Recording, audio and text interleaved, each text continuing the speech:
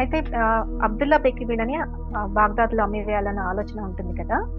కానీ అతనికి ఆ గ్రూప్‌లో ఉన్న తెరెసా అనే స్త్రీ మీద మనసు పడి ఉంటుంది. ఒకరోజు తెరెసా నౌక డెక్ మీద ఒంటరిగా ఉన్నప్పుడు అతను వెళ్లి తొందరపాటుతో నోరు జారుతాడు. తెరెసా ఈ విషయం జేన్‌కి చెబుతుంది. తెరెసాకి కూడా జేన్ లాగా సైకిక్ అబిలిటీస్ ఉంటాయి. ఈ నౌక ఐలాండ్ ఆఫ్ మాల్టా చేరేటప్పటికి అక్కడ 3 రోజులు ఆగవలసి వస్తుంది. జైన్ అబ్దుల్లా బేతో కొన్ని గంటల పాటు వారు ఆ ఐలాండ్ ని సందర్శించి వస్తామని చెప్పి ఆ స్త్రీలందరినీ తీసుకొని ఆ షిప్ లో నుంచి బయటకు వచ్చి ఐలాండ్ లోకి వెళ్తుంది. అయితే జైన్ ముందుగానే వాళ్ళందరికీ చెప్పి ఉంటుంది. ఏమిటంటే అది వారి దగ్గర ఉన్న బంగారము, నగలు అంతా కూడా తీసుకొని వచ్చేసేయమని చెప్పి.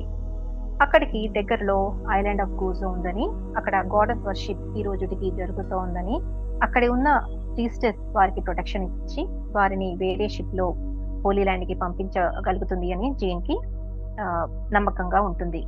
అది తన ఇన్స్టిట్యూషన్ తనకి ఆ సంకేతాలు ఇస్తూ ఉంటుంది. ఆ ఐలాండ్ లో ఉన్న ఒక చర్చ్ లోని ఒక ఓల్డ్ లేడీ వీరిని సహాయం చేయడానికి అంగీకరిస్తుంది. తను వీరిని ఒక ఏన్షియంట్ గాడెస్ కి అంకితం చేయబడిన టెంపుల్ కాలిప్సోకి తీసుకువెళ్లి హెడ్ ప్రీస్టెస్ అగాజిక్సీకి ఇంట్రొడ్యూస్ చేస్తుంది. వాళ్ళు ఎదుర్కొంటున్న పరిస్థితి గురించి చెబితే వారిని ఐలాండ్ ఆఫ్ గోజోకి పంపడానికి అరేంజ్ చేయగలనని తను వీళ్ళకి చెప్తుంది. ఇటువంటి సంఘటనలు తను ఎన్నో చూశానని, స్త్రీలు ఒకరికి ఒకరు సహాయం చేసుకోవాలని చెప్తుంది. తన రిలీజియన్ గురించి ఇంకా గ్రేట్ మదర్ గాడెస్ గురించి చెప్పడం మొదలు పెడుతుంది. మాల్టాలో ఒకప్పుడు టెంపుల్స్ గాడెస్ కి డెడికేట్ అయ్యి ఉండేవని చెప్తుంది. తను ఉన్న ఆ టెంపుల్ ఒక కట్టడం గురించి, ఆర్కిటెక్చర్ గురించి, వారికి గొప్పదనం గురించి అంతా వివరిస్తుంది. వారిని టెంపుల్ లోపలికి తీసుకువెళ్తుంది. ఒక రూమ్ లో వాళ్ళందరూ కూడా చాంటింగ్ మొదలు పెడతారు. మిగిలిన వారందరూ కూడా జైన్తో వచ్చిన వాళ్ళందరూ కూడా మొదలు పెడతారు. కానీ ఇక్కడ ఎలినార్ చాంటింగ్ చేస్తుంటే శబ్దం తన తల మధ్యలో నుంచి వస్తున్నట్టు అనిపిస్తుంది. ప్రీస్టెస్ అప్పుడు చెబుతుంది ఎలినార్ కి, గాడెస్ మిస్టరీ తెలియకుండానే ఎలినార్ తన నోట్ ని ఎలా చాంట్ అంటే ఉచ్చారణ చేసింది అని. ఇక్కడ ఆవిడ వాళ్ళకి ఒక విషయం చెబుతుంది. గ్రేట్ మిస్టరీస్ లోకి ఎంటర్ అవ్వడానికి సీక్రెట్ కీ అనేది ఇనిషియేషన్ అప్పుడు సౌండ్ అంటే శబ్దమే అని వారికి వివరిస్తుంది. వారు ఇంకా ఎన్నో విషయాలు ఐలాండ్ ఆఫ్ గోజోలో తెలుసుకుంటారని, టెంపుల్ ఆఫ్ దాంటిదాలో అని వారికి తెలియజేస్తుంది. వారు ఏ రూమ్ లో అయితే చాంట్ చేశారో ఆ రూమ్ లోకి వచ్చినప్పుడు అగాజిక్సీ ఒక పడుకొని ఉన్న స్త్రీ యొక్క బొమ్మని తీస్తుంది. మరల వారు ఆ రూమ్ లో నుంచి వెళ్లిపోయేటప్పుడు దాన్ని అదే ప్రదేశంలో ఉంచేస్తుంది. ఈ బొమ్మ గురించి మనము ముందు సెషన్స్ లో తెలుసుకుంటాము. ఇటువంటివి అంటే ఈ బొమ్మ లాంటివి ఎవరు అయితే వారి కళలను గుర్తుపెట్టుకుని వాటిని ఇంటర్ప్రిట్ చేయగలుగుతారో అటువంటి వారి గ్రేటర్ అండర్స్టాండింగ్ రిప్రజెంట్ చేస్తాయి అని చెప్తుంది. అంటే ఇది ఒక సింబల్ లాగా. ఇక వాళ్ళందరూ అక్కడ నుంచి బయలుదేరే సమయం వస్తుంది. ఏ వృద్ధురాలు వీరిని ఇక్కడికి తీసుకువస్తుందో తను వారిని ఇంకొక బోట్ దగ్గరికి తీసుకువెళ్తుంది, గోజో ఐలాండ్ కి తీసుకువెళ్ళడానికి. వారు ఐలాండ్ ఆఫ్ గోజో చేరేటప్పటికి మధ్యరాత్రి అవుతుంది. వారికి జిలిటీ ఆహ్వానం చెబుతుంది. వారందరినీ కూడా సురక్షితంగా వేరు ఎండలో ఉంచుతుంది. అలా వారు 3 రోజుల పాటు రెస్ట్ తీసుకున్న తర్వాత జిలిటీ వచ్చి వారిని గ్రేట్ టెంపుల్ ఆఫ్ దాంటిజాకి తీసుకువెళ్తుంది. అది ఐలాండ్ సెంటర్ లో ఉందని, అక్కడ వారు సురక్షితంగా ఉంటారని వాళ్ళకి వివరిస్తుంది. జిలిటీ వారికి ఆ ప్రదేశం, దాని ప్రాముఖ్యత, మిస్టరీస్ గురించి చెప్పుకుంటూ వెళ్తుంది. ఆ టెంపుల్ ఎన్ని వేల సంవత్సరాల నాటిదని, అది ఐలాండ్ మీద ఉన్న అతి పురాతనమైనదని చెబుతుంది. వారందరూ అక్కడికి చేరిన తర్వాత వారికి వసతి ఏర్పాట్లు చేయబడతాయి. ఆ గ్రూప్ లో ఉన్న ఎలినార్, జేన్ ఇంకా మాడెలిన్ ముగ్గురు కూడా ప్రీస్టెస్ దగ్గరికి తీసుకువెళ్ళబడతారు. హై ప్రీస్టెస్ వారికి స్వాగతం పలికి వారు గోజోలో ఉన్నంత వరకు సురక్షితంగా ఉంటారని, కానీ వారి ముందు ప్రయాణం జఫ్ఫాకి తను గ్యారంటీ ఇవ్వలేనని చెప్తారు. కానీ తనకు వచ్చిన విషన్ ప్రకారం వారు ముందు ప్రయాణం తప్పనిసరిదని, వారు ఫ్యూచర్ లో మాల్టాకి దూరంగా ఉన్న ఒక ఐలాండ్ తో లింక్ అయి ఉందని, వారికి ఆధ్యాత్మిక ఎదుగుదల ఆధ్యాత్మిక ఎదుగుదలలో రోజ్ అంటే గులాబీకి ఒక ముఖ్యమైన పాత్ర ఉంటుందని చెబుతుంది. రోజ్ గురించి వినగానే జేన్‌కి కుతూహలం పెరుగుతుంది. కానీ ఏమీ ప్రశ్నించదు. హై ప్రీస్టెస్ వారిని ఐలాండ్‌లో కంఫర్టబుల్‌గా ఉండమని, వారు వచ్చిన నౌక అంటే ద రావెన్ యొక్క ప్రమాదం తొలగిన తర్వాత వారు ఐలాండ్‌లోకి వెళ్లి దాన్ని ఎక్స్‌ప్లోర్ చేయవచ్చని చెప్తుంది. ఒకవేళ వాళ్ళలో ఎవరైనా గాడెస్ మిస్టరీస్ తెలుసుకోవాలని అనిపిస్తే అడగవచ్చని వారికి చెప్తుంది. ఏదైనా అడిగితే కానీ పొందలేరని, అది యూనివర్సల్ లా అని వారికి వివరిస్తుంది. హై ప్రీస్టెస్ చెప్పిన ఈ విషయాలు జేన్ తన సహచరులతో చెప్పగా వారందరూ కూడా గాడెస్ యొక్క జ్ఞానాన్ని తీసుకోవడానికి, నేర్చుకోవడానికి అంగీకారం తెలుపుతారు. ఇలాగ వారు ఈ గోజో ఐలాండ్ లో ఒక 6 నెలల పాటు ఉండవలసి వస్తుంది. కానీ ఈ సమయమంతా కూడా ఎంతో ఇంటెన్స్ గా గడుస్తుంది వారికి. వారు కూడా ఎంతో కృతజ్ఞతతో ఉంటారు వారు ఇక్కడ స్పెండ్ చేసిన ప్రతి క్షణానికి కూడా. ఎందుకంటే వారు ఇక్కడ తీసుకున్న ఇనిషియేషన్ టీచింగ్స్ అన్నీ కూడా వారిని ఫ్యూచర్ వర్క్ కి రెడీ చేస్తాయి. వారి రోజులు ఎంతో సంతోషంగా, రిలాక్స్డ్ గా, రోజువారీ పనులతో, మెడిటేషన్తో, ఎన్నో కొత్త పనిముట్లు నేర్చుకోవడంతో వారి కాలం గడుస్తూ ఉంటుంది. ప్రతిరోజు తెల్లవారుజామున హై ప్రీస్టెస్ వారితో గైడెడ్ మెడిటేషన్ చేస్తూ ఉంటుంది. మేడం ఇప్పుడు మనతోటి ఆ మెడిటేషన్ చేయిస్తారు. కళ్ళు మూసుకొని కూర్చుందాం. Completely relax yourself. Sunrise టైంలో, సన్సెట్ టైంలో, రకరకాల సమయాల్లో పురాతన కాలంలో ధ్యానం చేయడం అనే పద్ధతి ఉంటూ ఉండేది. ఆ ధ్యానాలన్నీ కూడా కొద్ది నిమిషాలు ప్రకృతితో మమేకమవ్వడానికి, ప్రకృతి నుంచి ఎన్నో సృష్టి రహస్యాలు కులము, మతము, దేశము, వర్గము భేదాలు లేకుండా ఇవ్వబడుతూ ఉంటాయి. మతం అనే పేరు పట్టుకుని వేలాడేది సంకుచితమైన మనస్తత్వం.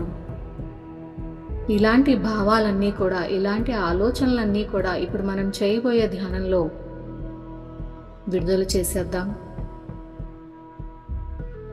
అయితే ఇప్పుడు చెప్పబోయే ఈ ధ్యానం పగటిపూట మార్నింగ్ లేవంగానే సూర్యరశ్మిలో కూర్చుని చేసే ధ్యానం. సూర్యరశ్మి మన యొక్క శరీరాన్ని తాకుతూ ఉన్నది. ఆ సమయంలో అనవసరమైన ఆలోచనలు ప్రతిరోజు మనల్ని ఏవైతే ఇబ్బందికి గురి చేస్తున్నాయో అటువంటి అనవసరమైన ఆలోచనలన్నిటినీ విడుదల చేసేస్తున్నాము. ఆ సూర్య భగవానుడి యొక్క సహాయముతో సూర్యరశ్మి ఒక మనిషి మీదైనా, ఒక జంతువు మీదైనా, ఒక మొక్క మీదైనా, ఒక చెత్త మీదైనా సరిసమానమైన దృష్టి కలది. సూర్యరశ్మికి అటువంటి విభేదాలు లేవు. మరి అటువంటి సూర్యరశ్మి మన లోపలికి ప్రవేశిస్తూ మన లోపల ఉన్న విభేదాలని తీసివేస్తున్నది. మీ హృదయాన్ని, మీ యొక్క అంతర్గత జీవత్వాన్ని మేల్కొల్పండి. సూర్యుని యొక్క కిరణాలతో, ఉదయిస్తున్న సూర్యుడి యొక్క కిరణాలతో ఆ సూర్యుని కాంతిని, వెచ్చదనాన్ని మీ శరీరంలోకి పంపిస్తూ విచారాన్ని, నెగటివ్ ఫీలింగ్స్ని, బాధని బయటికి పంపించేయండి.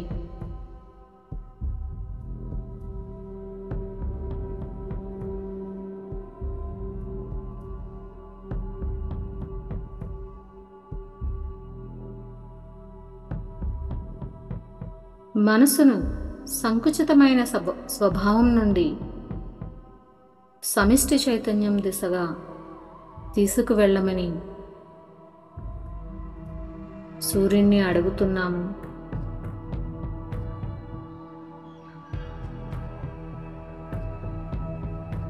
మీరు సంపూర్ణంగా ప్రేమ మరియు కాంతితో నిండిపోతున్నారు.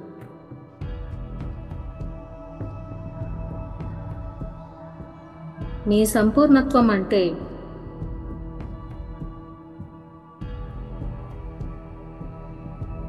ప్రేమ మరియు కాంతి మాత్రమే.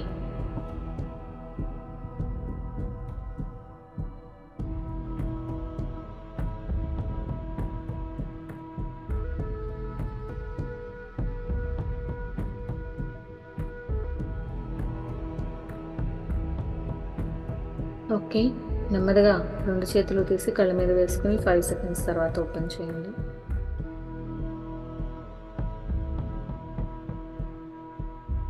Okay madam. ఇలాగా తెల్లవారి సూర్యకిరణాల కాంతిలో ఉంటూ శ్వాసిస్తూ వారు వారి అవేర్నెస్ ని ఎక్స్పాండ్ చేయడం మొదలు పెడతారు. మెడిటేషన్ చేసేటప్పుడు విజువలైజేషన్ లో వారిని ఎన్నో ప్రదేశాలకి, వేరు డైమెన్షన్స్ లకి, ప్లేన్స్ ఆఫ్ ఎగ్జిస్టెన్స్ కి హై ప్రీస్టెస్ గైడ్ చేస్తుంది. వారికి ఒకరి మీద ఒకరికి మొత్తం మానవత్వం మీద పూర్తిగా ప్రేమతో వారి హృదయాలు నిండిపోతాయి. వారు పూర్తిగా కాంతితో నిండిపోయినట్టు ఫీల్ అవుతారు. సో వీరందరూ కూడా 4 గ్రూపులుగా విభజింపబడతారు డివైన్ మిస్టరీస్ తెలుసుకునే శిక్షణ కోసం. ఎలినార్, జేన్, మాడలిన్ ఇంకా ఎలిజబెత్ స్వయంగా హై ప్రీస్టెస్ శిక్షణ ఇవ్వడం మొదలు పెడుతుంది. ఇలా ప్రశాంతంగా రోజులు వెళుతూ ఉండగా వారికి తెలియకుండానే వారు వచ్చిన నౌక ద రావెన్ ట్రాప్ లో మరలా చిక్కుకుంటారు. వీరు ఇక్కడ ఉన్నారన్న విషయం నౌక కెప్టెన్ అబ్దుల్లా బేకి చేరివేయడం జరుగుతుంది. వారిని బందీలుగా చేయడానికి అతను మరల ప్రయత్నాలు మొదలు పెడతాడు. ఒక ఫిషర్మెన్ సహాయంతో వారిని పట్టుకోవడానికి సిద్ధమవుతాడు. కోజో ఐలాండ్ కి చేరుతాడు అతను. హై ప్రీస్టెస్ గ్రూప్ మెంబర్స్ అందరితోటి కలిసి వనమునికలు గ్యాదర్ చేయడానికి బయలుదేరుతుంది. ఒకరోజు అబ్దుల్లా బే తన అనుచరులతో ఈ స్త్రీలు వెళ్లే దారిలో వారి కోసం కాపు కాచి ఉంటాడు. మధ్యాహ్నం సమయానికి జైన్ వాళ్ళు రావడం వీళ్ళకి కనిపిస్తుంది. అయితే అబ్దుల్లా బేకి వీరిని గుర్తుపట్టలేకపోతాడు. ఎందుకంటే జైన్ ఇంకా గ్రూప్ సభ్యులందరూ కూడా ఒక ఇన్నర్ బ్యూటీతో వాళ్ళకి కనిపిస్తారు. జైన్ ముందుగానే ఆ రోజు కొంత అనీజీగా ఫీల్ అవుతూ ఉంటుంది. తను జాలిండీతో ఈ విషయం షేర్ చేసుకుంటుంది. ఎందుకంటే జైన్ కి తన ఇన్నర్ వాయిస్ ని ఎప్పుడు ట్రస్ట్ చేయాలన్న విషయం అర్థమయ్యి ఉంటుంది కదా ముందు ఆ ఇన్సిడెంట్ తోటి. అబ్దుల్లా బేక్రీ వీరికి కొంత దూరంలో కాపు కాచి ఉంటాడు. జైన్ వాళ్ళు వనమూలికల కోసం గ్రూప్ గా డివైడ్ అవుతూనే వారిని నెట్స్ లో పట్టుకోవడానికి అబ్దుల్లా వాళ్ళు పరిగెత్తుకుంటూ వస్తారు. కానీ వాళ్లే ఆ నెట్ లో బందీలు అయిపోతారు. వీరిని అక్కడికి గ్రామస్తులు తీసుకొని వెళ్ళిపోతారు వారిని శిక్షించడానికి. మరుసటి రోజు జాలిండి జైన్ ఇంకా ఎలినార్ కి వారు ముందు రోజు తెచ్చుకున్న వనమూలికల గురించి, వాటిని ఎలా ఉపయోగించాలి అన్న విషయం గురించి చెబుతుంది. కొన్ని వనమూలికలు కొన్ని స్పెషల్ అకేషన్స్ లో గిఫ్టెడ్ ఇనిషియేట్స్ మట్టుకే వాడుతారని, పాస్ట్ అండ్ ఫ్యూచర్ విషన్స్ కోసం, వాటి క్లారిటీ కోసం అని వాళ్ళకి వివరిస్తుంది. జైన్, ఎలినార్ ఈ ఇనిషియేషన్స్ కి రెడీగా ఉన్నారని, హై ప్రీస్టెస్ వారిని ఇనిషియేట్ చేస్తుందని కూడా వారికి చెప్తుంది. ఈ ఇనిషియేషన్స్ కి జైన్, ఎలినార్, మాడలిన్ ఇంకా ఎలిజబెత్ మట్టుకే సెలెక్ట్ అవుతారు. ఎందుకంటే మిగతా వారు రెడీగా లేరు కాబట్టి. ముందు జైన్ ఇంకా ఎలినార్ మిగిలిన వాళ్ళకి శిక్షణ ఇస్తారు. వీరికి ఇనిషియేషన్ ఇచ్చే రోజు ఆసన్నం అవుతుంది. ఆ శిక్షణ మొదలయ్యే రోజు జైన్ ఒంటరిగా పొద్దున వాక్ కి వెళుతుంది. తనకి ఒక అద్భుతమైన ఆధ్యాత్మిక అనుభూతి ఎదురవుతుంది. అప్పుడు తను తన డీప్ థాట్ లో, అంటే దీర్ఘ ఆలోచనలో ఉన్నప్పుడు సడన్ గా తన భర్త అయిన అలెగ్జాండర్ ఇమేజ్ తనకి కనిపిస్తుంది విజన్ గా. కొన్ని వారాల పాటు అతని గురించి ఆలోచించినందుకు గిల్టీగా ఫీల్ అవుతుంది జైన్. ఒక రాయి మీద కూర్చొని అతని ఇమేజ్ మీద ఫోకస్ పెడుతుంది. అతను చాలా డిస్ట్రెస్ లో ఉన్నట్టు, తనను పిలుస్తున్నట్టు అనిపిస్తుంది. వెంటనే తన హృదయంలో నుంచి ప్రేమ ఒక ఉప్పెనలాగా అతనికి వెళ్ళినట్టు అనిపిస్తుంది. ఇలా జరుగుతూనే అతను రిలాక్స్ అయ్యి చేంజ్ అయినట్టు కూడా జైన్ ఫీల్ అవుతుంది. అలాగే విజువలైజేషన్లో అతనికి ధైర్యాన్ని, హోప్ని కూడా పంపిస్తే అతను రిసీవ్ చేసినట్టు కూడా జేన్ ఫీల్ అవుతుంది. అతని ఇమేజ్ ఫేడ్ అవుతూనే జేన్కి ఆకాశంలో ఒక బ్రిలియంట్ రే ఆఫ్ లైట్, అంటే తీక్షణంగా ఉన్న లైట్ రే మబ్బులను తాకినట్టు, స్ట్రైక్ చేసినట్టు కనిపిస్తుంది. ఆకాశమంతా ఎంతో అద్భుతంగా ఒక ఎథీరియల్ క్వాలిటీతో కనిపిస్తుంది. ఈ సన్నివేశం చూసి జేన్ ఎంతో చలించి తన హృదయాన్ని, తన జీవితాన్ని ఈ గొప్ప సృష్టికర్తకు సమర్పించుకుంటుంది, సరెండర్ అయిపోతుంది. ఇటువంటి ప్రతి సరెండర్ అవేకనింగ్ వలన మనలో కాంతి పెరుగుతూ ఉంటుంది, లైట్ కోషెంట్ పెరుగుతూ ఉంటుంది. అప్పుడు అందరికీ కూడా ఆ కాంతి కనపడడం మొదలవుతుంది. ఈ లైట్ని, ఈ ఎన్లైటన్మెంట్ని ఎంత దాచాలనుకున్నా ఆ వ్యక్తి దాచలేడు, అందరికీ కనిపిస్తూనే ఉంటుంది. ఆ వ్యక్తి ఎనర్జీ ఫీల్డ్లో అది బాగా ఎక్స్పీరియన్స్ చేయవచ్చు ఎవరైనా కూడా. ఇలాగా వీరు నలుగురు కూడా హై ప్రీస్టెస్ క్వార్టర్స్ లోకి తీసుకువెళ్ళబడతారు వాళ్ళ లెసన్ మొదలు పెట్టడానికి. రూమ్ లో టేబుల్ మీద సింబల్స్ డ్రా చేసిన కొన్ని మ్యానుస్క్రిప్ట్స్ ఇంకా స్క్రోల్స్ ఉంటాయి. జేన్ కొన్నిటిని చూడగానే తను ముందు ఆ గుర్తులను, ఆ సింబల్స్ ను చూసినట్టు గుర్తు వస్తుంది. మీకు గుర్తుంటే తను ఒక లైబ్రరీలో ఇవి చూసినట్టు మనం చెప్పుకున్నాం కదా. హై ప్రీస్టెస్ వాళ్ళకి సోలార్ సిస్టమ్ గురించి, లైట్స్ కాన్స్టలేషన్ గురించి ఎక్స్ప్లెయిన్ చేస్తుంది. లైట్స్ నుంచి కాంటాక్ట్ ఎన్నో వేల సంవత్సరాల ముందు మొదలైందని, వారు ఎన్నో మిస్టరీస్ మానవులకు నేర్పించారని తెలుపుతుంది. ఇంకా ఎన్నో సింబల్స్ గురించి ఎక్స్ప్లెయిన్ చేస్తుంది. ఒక ఆరెంజ్ ట్రయాంగిల్లో ఉన్న డార్క్ బ్లూ ఐ చాలా పవర్ఫుల్ సింబల్ అని, అది క్రియేటర్ యొక్క దృష్టికి సింబల్ అని చెప్తుంది. All seeing I of the creator. Mind clearing అనేది ఒక ఆర్ట్ అని, అది ప్రాక్టీస్ చేస్తూ ఉండాలని వారికి వివరిస్తుంది. వారి సాధనలో హై ప్రీస్టెస్ కొత్త యుగ ప్రారంభం గురించి, మేరీ ఎలా ఎన్నుకోబడ్డారు జీసస్ తల్లిగా అని, ఫెమినైన్ ప్రిన్సిపల్ అనేది జీసస్ లైఫ్ లో ఎంత పెద్ద పాత్ర పోషించింది, సిస్టర్హుడ్ ఆఫ్ ద రోజ్ ఎలా మొదలైంది, వీటన్నిటి గురించి కూడా వారికి ఎక్స్ప్లెయిన్ చేస్తుంది. వైలెట్ ఫ్లేమ్, మెల్కీజెడిక్ గురించి కూడా వారికి చెప్తుంది హై ప్రీస్టెస్. ఇంకా రీఇన్కార్నేషన్ అంటే పునర్జన్మ గురించి, సోల్ యొక్క ఎటర్నల్ లైఫ్ ఎలాగా వేరు వేరు శరీరాలను ఆక్యుపై చేస్తుంది సోల్, పాస్ట్ లైఫ్ రిగ్రెషన్ ద్వారా ఎలాగా లాస్ట్ నాలెడ్జ్ ని, అంటే పోగొట్టుకున్న జ్ఞానాన్ని ప్రెసెంట్ డేకి తీసుకురావచ్చో కూడా వారికి చెప్తుంది హై ప్రీస్టెస్. ఇక్కడ జేన్ కి ఏం అర్థమవుతుంది అంటే, సిస్టర్హుడ్ ఆఫ్ ద రోజ్ లో తను ఒక భాగమని, దాన్ని నిర్మించడం తన లక్ష్యమని తెలుస్తుంది జేన్ కి. ఎస్ఓటిఆర్ అనేది ఎంతో పురాతనమైనది. హై ప్రీస్టెస్ కి కూడా దీన్ని మొదలు తెలియదు, అది ఎప్పుడు అయిందని ఆమెకు కూడా తెలియదు. కానీ జేన్ తెలుసుకోగలుగుతుందేమో అని ఆమె అనుకుంటుంది. ఇలా వీళ్ళ శిక్షణ నడుస్తూ ఉంటుంది. ఒకరోజు వీళ్ళు మరలా వనమూలికల సేకరణ కోసం వెళ్ళినప్పుడు అబ్దుల్లా బే అతని అనుచరులకి ఉరిశిక్ష విధించడం జరిగిందని వారికి తెలుస్తుంది. ఇప్పుడు మనము సింబల్స్ గురించి, క్రైస్ట్ జీవితంలో ఫెమినైన్ ప్రిన్సిపల్ ఎంత ముఖ్యమైన పాత్ర పోషించిందో తెలుసుకుందాము. Over to you madam. So రకరకాల సింబల్స్ అనేవి వాళ్ళకి పరిచయం చేయబడతాయి హై ప్రీస్టెస్ టెంపుల్లో, అంటే గాడెస్ టెంపుల్లో టీచింగ్స్ చేస్తున్నప్పుడు. ఇందులో కొన్ని సింబల్స్ గురించి తెలుసుకుందాము. ఇప్పుడు ఈ సింబల్ 4 డైరెక్షన్స్, 4 గీతలు ఉన్నాయి కదా, ఇవి 4 డైరెక్షన్స్ ఆఫ్ ద ఎర్త్, అంటే భూమి మీద ఉన్న 4 దిశలకి సింబాలిక్ రిప్రజెంటేషన్ అంట. అలాగే సోలార్ సిస్టమ్ గురించి కూడా హై ప్రీస్టెస్ వాళ్ళకి ఎక్స్ప్లెయిన్ చేయడం జరుగుతుంది. భూమికి ఒక మూన్ ఉంటాడు, జూపిటర్కి 4 మూన్లు ఉంటారు. ఇలా చందమామల గురించి, వాటి చుట్టూ ఉండే రకరకాల ఆస్ట్రాయిడ్ల గురించి ఇన్ఫర్మేషన్ అనేది ఆమె ఇస్తూ ఉంటుంది. ఇవి నేర్చుకుని తద్వారా వారి యొక్క చైతన్యం ఇంకా ఉన్నతమైన దిశల్లో, ఉన్నతమైన డైమెన్షన్లో, ఉన్నతమైన మార్గాలలో ప్రయాణించడం అనేది జరుగుతూ ఉంటుంది. అలాగే ప్లైడస్ కాన్స్టలేషన్ గురించి చాలా ప్రత్యేకంగా ఆమె ప్రస్తావిస్తుంది.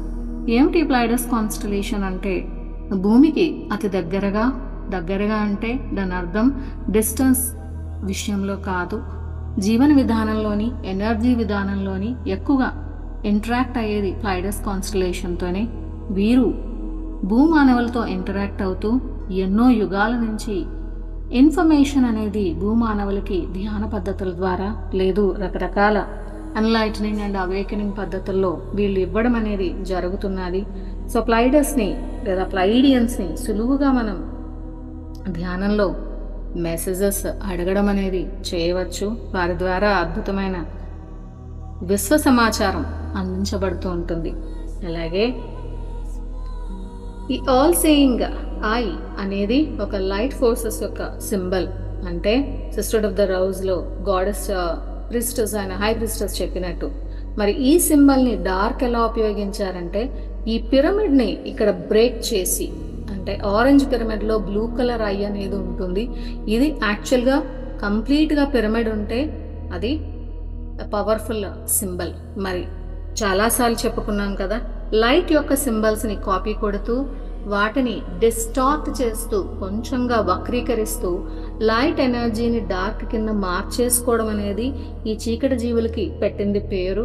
మరి వాళ్ళు ఏం చేశారంటే ఈ ఆల్ సీయింగ్ ఐని ఇక్కడ ఈ పిరమిడ్ టాప్లో ఎపెక్స్లో బ్రేక్ తీసుకొచ్చి దాన్ని $US మీద సింబల్గా వేయడం అనేది జరిగింది. సేమ్ సింబల్నే. మరి అందుకే మరి మీకు ఐడియా ఉంటే మనము ఎప్పుడైనా క్రిస్టల్ పిరమిడ్లో అలాంటివి కొంటే ఎక్కడైనా ఒక కోణం ఇరిగిపోతే ఇంకా దాన్ని ఉంచొద్దు, పారేయండి అని చెప్పడం జరుగుతుంది. ఎందుకు అంటే అప్పటి వరకు ఇంటాక్ట్గా ఉన్న పిరమిడ్ అద్భుతమైన కాంతిని యాంకర్ చేస్తే ఏ కోణంలో ఎక్కడ ఇరిగిపోయినా ఏది డ్యామేజ్ అయినా కూడా మరి అప్పుడు దానికి వ్యతిరేకమైన పని అనేది నిర్వర్తిస్తుంది. కాబట్టి అలాంటి ఎనర్జీలు యాంకర్ చేయడం అనవసరం కాబట్టి దాన్ని పారేయమని చెప్తారనమాట. అంటే ఏ సముద్రంలోనో ఎక్కడో పారేయడమే. అలాగే మరి అసలు సిస్టర్హుడ్ ఆఫ్ ద రోజ్ ఎలా పుట్టింది అనేది చూద్దాం. ఇది చూసే కన్నా ముందు ఈ సింబల్స్ అన్నీ కూడా వాళ్ళకి పరిచయం అయిన తర్వాత హై ప్రిస్టెస్ అక్కడున్న ఈ జేన్ వీరందరినీ కూడా ఎడమ చేయ ఎత్తమని చెప్తుంది, పైకెత్తమని చెప్తుంది. ఎడమ చేయ పైకెత్తినప్పుడు వారి చేతుల మీద కొన్ని సింబల్స్ అనేవి ముద్రించబడతాయి. ఆ సింబల్స్ ఏంటంటే మనకి బయటికి కనపడేటట్టుగా ఉండవు, అవన్నీ కూడా ఎనర్జీ సింబల్స్. ఆ ఎనర్జీ సింబల్స్తో వాళ్ళు ఎప్పుడైనా ఏదైనా పురాతనమైన టెంపుల్స్లోకి ప్రవేశించాలన్నా, శక్తి ప్రదేశాల్లోకి ప్రవేశించాలన్నా ఆ సింబల్ని అక్కడున్న స్పిరిచువల్ గార్డియన్స్ అనేవాళ్ళు గమనించి ఎస్ వీళ్ళు sister of the rose members, వీళ్ళు దేవతాశక్తిని యాంకర్ చేసేవాళ్ళు, వీళ్ళని ఈ శక్తి ప్రదేశాల్లోకి అనుమతించవచ్చు. ఈ పురాతనమైన ఆలయాల్లోకి, టెంపుల్ అంటే ఓన్లీ హిందూ అని అనుకోవద్దు, టెంపుల్ అనే వర్డ్ చర్చికి కూడా క్రిస్టియానిటీకి కూడా వాడుతూనే ఉంటారు. అందుకే టెంపుల్ అంటే అక్కడ గాడెస్ టెంపుల్స్, పురాతనమైన ఆలయాలు. సో ఈ పురాతనమైన ఆలయాల్లోకి ప్రవేశానికి ఆ సింబల్ ద్వారా వాళ్ళు చూసి స్పిరిచువల్ గార్డియన్స్ పర్మిట్ చేయడం అనేది జరుగుతూ ఉంటుంది. అందుకే మన యొక్క హైరార్కీ లెవెల్ అంటే ఎంత ఎక్కువగా సాధన చేసుకుంటూ దేవతా ధ్యానం చేస్తూ లేదా సిస్టర్ ఆఫ్ ద రోజ్ విజ్ఞానాన్ని తీసుకుంటూ ముందుకెళ్తూ ఉంటే దానికి తగ్గట్టు వారి శరీరాల మీద రకరకాల ఎనర్జెటిక్ సింబల్స్ అనేది ముద్రింపబడడం అనేది జరుగుతూ ఉంటుంది. అయితే అసలు ఈ సిస్టర్హుడ్ ఆఫ్ ద రోజ్ ఎలా పుట్టింది అనేది చూస్తే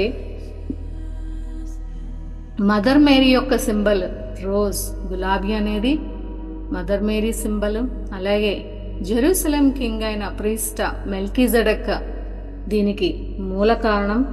అందుకే మెల్కీజెడెక్ యొక్క వైలెట్ ఫ్లేమ్కి కనెక్ట్ అవుతూ ధ్యానాలు చేయడం అనేది జరుగుతూ ఉంటుంది. అది very common principle of sister of the rose. అయితే ఇక్కడ మదర్ మేరీ ఎంచుకోబడింది జీసస్కి జన్మనివ్వడానికి. అండ్ ఆమెతో పాటు కూడా జీసస్కి ప్రొటెక్షన్ ఇవ్వడానికి, స్పిరిచువల్ సపోర్ట్ ఇవ్వడానికి ఒక 12 మంది ఉమెన్ అనేవాళ్ళు, అంటే 12 మంది ఆడవాళ్ళు అతని యొక్క ఇన్నర్ సర్కిల్లో ఉండేవారంట. జీసస్ యొక్క ఇన్నర్ సర్కిల్లో ఈ 12 మంది ఆడవాళ్ళు కూడా మెల్కీజెడెక్ యొక్క వైలెట్ ఫ్లేమ్తో మర్జ్ అయ్యి ఆ వైలెట్ ఫ్లేమ్ ఎనర్జీస్ ఈ ఫెమినైన్ ప్రిన్సిపల్ అంటే ఉమెన్ అనగానే అక్కడ స్త్రీతత్వపు శక్తి, ఆ స్త్రీతత్వపు శక్తి మెల్కీజెడెక్ యొక్క వైలెట్ ఫ్లేమ్ ఎనర్జీస్ ఇవన్నీ కూడా జీసస్ ఎక్కడున్నప్పటికీ కూడా అతనికి పంపించడం అనేది చేస్తూ ఉండేవారట. సో దాట్ జీసస్ ఎప్పుడు రక్షింపబడుతూ అలాగే స్పిరిచువల్ నాలెడ్జ్ ఫెమినైన్ ప్రిన్సిపల్ని అందుకుంటూ దాన్ని తద్వారా భూమి అంతటికి వ్యాపింప చేయడానికి పనిచేసేవాడు. అక్కడ ఫెమినైన్ ప్రిన్సిపల్ అంటే అర్థం ఏంటి? ప్రేమ. మనందరికీ తెలిసిందే, జీసస్ పుట్టిందే అన్కండిషనల్ లవ్ని స్ప్రెడ్ చేయడానికి. ఎలా అయితేనే దానికి బీజం అయితే వేశాడు. సో జీసస్కి ఎప్పుడైనా కష్టం వచ్చినా కూడా అతను వెంటనే ఆ కష్టాన్ని పోగొట్టుకోవడానికి ఇన్నర్ సర్కిల్ యొక్క సహాయాన్ని అడిగేవాడట. అడిగినప్పుడు వాళ్ళు మరలా ఆ వైలెట్ ఫ్లేమ్ని, లేదు రకరకాల ధ్యాన పద్ధతుల్లో జీసస్ యొక్క కష్టాన్ని, కష్టం అంటే మనకు అర్థమయ్యే కష్టాలు కాదు, డబ్బుల కష్టాలు ఇలాంటివి కాదు, డిఫరెంట్ టైప్ ఆఫ్ అన్నీ ఉంటాయి, అలాంటివి పోగొట్టడానికి అన్నమాట. కంపల్సరీగా ఇన్నర్ సర్కిల్ యొక్క సహాయాన్ని మాత్రం తీసుకుంటూ ఉండేవాడంట. అయితే జీసస్కి ఇన్నర్ సర్కిల్తో పాటు అవుటర్ సర్కిల్ కూడా ఉంది. అవుటర్ సర్కిల్లో 12 మంది మగవాళ్ళు ఉండేవారట. అండ్ 3 సంవత్సరాలు జీసస్ ట్రై చేశాడు. ఈ సిస్టర్హుడ్ ఆఫ్ ద రోజ్ అనేది ఇన్నర్ సర్కిల్ ఉంది, అందులో 12 మంది ఆడవాళ్ళు ఉన్నారు, వాళ్ళని మీరందరూ యాక్సెప్ట్ చేసి తీరాలి అని ఆ 12 మంది మగవాళ్ళు అవుటర్ సర్కిల్లో ఉన్న వాళ్ళకి చెబుతూ యాక్సెప్ట్ చేయించడానికి ట్రై చేశాడంట. కానీ వెరీ అన్సక్సెస్ఫుల్. మనకు తెలుసు కదా, వాళ్ళు ఒప్పుకోలేదు. ఎందుకు? అప్పుడున్న ఎనర్జీస్ అన్నీ కూడా ప్యాట్రియార్కియల్ సొసైటీ. మరి అప్పటికి ఇప్పటికీ కూడా అలాగే ఉంటున్నది. పితృస్వామ్య వ్యవస్థ ఉండడం వల్ల ఆ మగవాళ్ళు ఆడవాళ్ళు ఇన్నర్ సర్కిల్ అనేది కానీ, ఆడవాళ్ళకి ఒక గుర్తింపుని కానీ, లేదు ఆడవాళ్ళు ఎంతో ఉన్నతమైన స్థితిలో ఆధ్యాత్మికంగా ఉన్నారు, జీసస్కి రక్షణనిచ్చేవాళ్ళు అనేది వాళ్ళు ఒప్పుకోలేదంట. ఒప్పుకోకపోవడం వల్ల దాని అర్థం ఏంటి? ఫెమినైన్ ప్రిన్సిపల్ని, అంటే స్త్రీతత్వపు శక్తిని ఒప్పుకోలేదు వాళ్ళు. ఆ 12 మంది మగవాళ్ళు ఒప్పుకోలేదన్నా దాని అర్థం భూమి ఒప్పుకోలేదన్నా రెండూ ఒకటే. ఆ స్త్రీతత్వపు శక్తిని ఎప్పుడైతే ఒప్పుకోలేదో ఇంకా జీసస్ గివ్ అప్, అంటే వదిలేశాడు. ఇంకా వాళ్ళని ఒప్పించే ప్రయత్నాన్ని వదిలేశాడు. వదిలేసి తన యొక్క ఉనికికి మూల కారణమైన స్త్రీతత్వపు ఉనికిని బయటికి తీసుకుని రాలేకపోయాడు కాబట్టి అతన్ని సిలువ వేయడం అనేది జరిగింది. నిజంగా వాళ్ళు ఒప్పుకుని ఉండుంటే అప్పుడు కథ వేరేలా ఉంది అనేది ఈ సిస్టర్హుడ్ ఆఫ్ ద రోజులో హై ప్రీస్టెస్ చెప్తుందన్నమాట. ఎందుకు? ఆ మగవాళ్ళు ఎవ్వరూ కూడా వాళ్ళ హార్ట్ని ఓపెన్ చేయలేదు. ఆ ఫ్లేమ్ ఆఫ్ లవ్ అండ్ లైట్ని బయటికి ఎక్స్ప్రెస్ చేయడానికి వాళ్ళు ఇష్టపడలేదు. స్త్రీతత్వపు శక్తిని చూసి భయపడ్డారు. ఫెమినైన్ ప్రిన్సిపల్ని యాక్సెప్ట్ చేయకుండా దాన్ని లేదు అని డినై చేస్తూ దాని యొక్క ఉనికిని త్రోసిపుచ్చారు వాళ్ళు. త్రోసిపుచ్చినప్పుడు ఆటోమేటిక్గా లవ్ అండ్ లైట్ అనేది ఆగిపోతుంది, భూమి మీద యాంకర్ అవ్వలేదు. మరి దాని విధానంలోనే ఈ 2000 సంవత్సరాల నుంచి మనం చూస్తూనే ఉన్నాం ఎన్ని అరాచకాలు. బికాస్ ఫెమినైన్ ప్రిన్సిపల్ యాక్సెప్ట్ చేయలేని దగ్గర ఎప్పటికీ కూడా ప్రేమ మరియు కాంతి అనేది ఉండవు అని చెప్పడం అయితే జరిగింది. అందుకే sisterhood of the rose flourish అవ్వాలి, గాడెస్ మెడిటేషన్ చెయ్యాలి, గాడెస్ ఎనర్జీ యాంకర్ చేయాలి. అయితే జీసస్ టైంలో 12 మంది ఆడవాళ్ళు మరియు మగవాళ్ళు అనే తేడా ఉంది. ఇప్పుడు మనం చూసుకుంటే అటువంటి ఇన్నర్ సర్కిల్ అవుటర్ సర్కిల్లో feminine principle outer circle accept చేయడం ఈ రోజుకి కూడా కష్టంగానే ఉంది. ఇది నాకు ఒక వారం రోజుల క్రితం లేదా 4-5 రోజుల క్రితం ఎదురైన అనుభవం.